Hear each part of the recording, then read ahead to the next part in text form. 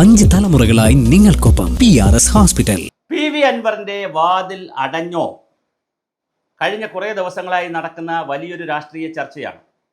ഞാൻ ഈ ചാനലിലും അതുപോലെ ഞാൻ പല ഓൺലൈൻ ചാനലുകളിലും സാറ്റലൈറ്റ് ചാനലുകളിലൊക്കെ വരുന്ന ആളാണ്. അവിടെ ഞാൻ കൃത്യമായി പറഞ്ഞു, അടഞ്ഞിട്ടില്ല.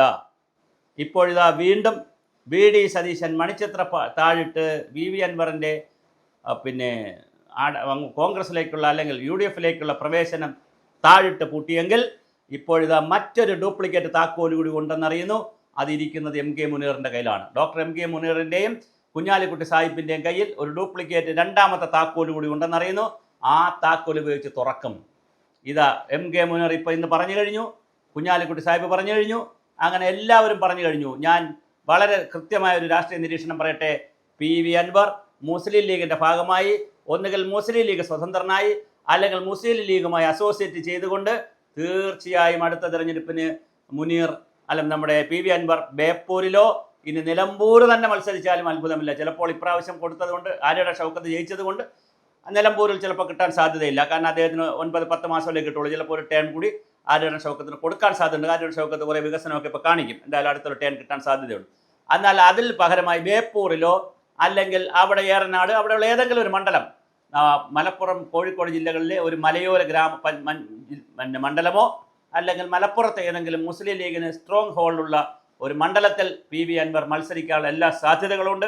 PV അൻവറിൻ്റെ അധ്യായം അടഞ്ഞിട്ടില്ല എന്ന് ഞാൻ നിരന്തരം പറയുകയാണ്. അപ്പോൾ തീർച്ചയായിട്ടും PV അൻവർ ഇതാ അടുത്ത റൂട്ട് വഴി പിടിച്ചിരിക്കുകയാണ്.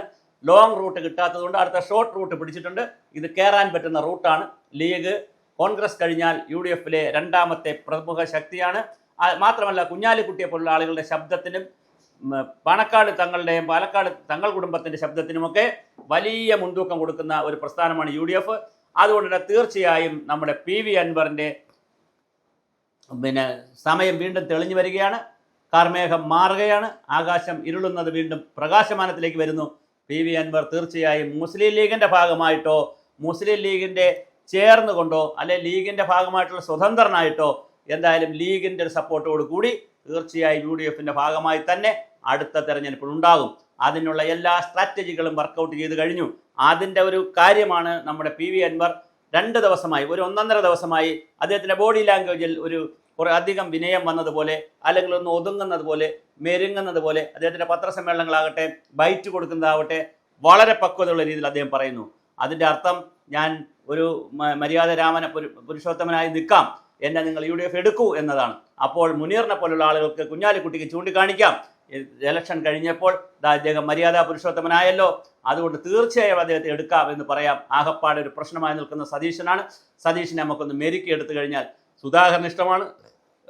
രമേശ് ചെന്നിത്തല നേരത്തെ തന്നെ പറഞ്ഞതാണ്, ഇദ്ദേഹത്തെ കൊണ്ടുവന്നാൽ 27 വോട്ട് കിട്ടുമെന്ന് നേരത്തെ തന്നെ പറഞ്ഞതാണ്. താക്കോൽ പൂട്ടിയാൽ തുറക്കാമല്ലോ, എപ്പോൾ വേണോ തുറക്കാമല്ലോ, ഞങ്ങളുടെ കയ്യിലെ താക്കോലല്ലേ എന്ന് സണ്ണി ജോസഫ് KPCC പ്രസിഡന്റ് പറഞ്ഞു. അപ്പോൾ എന്തായാലും എല്ലാവരുടെ കയ്യിലും 3-4 താക്കോലുണ്ടെന്നാണ്, ഓരോരുത്തരുടെ കയ്യിലുണ്ടെന്ന് അറിയുന്നു.